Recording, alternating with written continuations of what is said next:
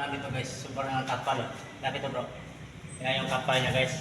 Itong plywood na to. Tsaka itong tangso. Kasi para sureable guys, hindi siya makapak. Atras bro. Lagyan natin ng pako. Ayan, lagyan naman ng pako. Yan. Para hindi siya kakapak guys. Para mas kabila guys, ganun din. Yan.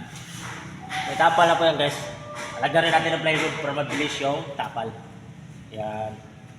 Yan guys. Kailangan makuha ko bro. Tapal. Tinawag na bro. 1 minute mo. Bibisikan. Yan guys, tapal na tayo.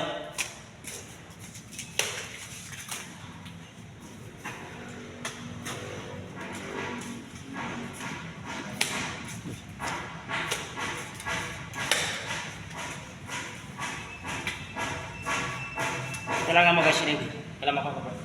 Kailangan mo inig. Nagtapas mga gano guys.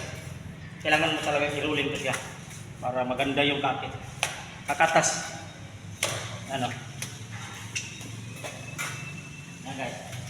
Ano ba? I-rolling mo yan. Lalabas yung katas. Ayan o. Sa laki ka. Ganda itapal o. Okay guys.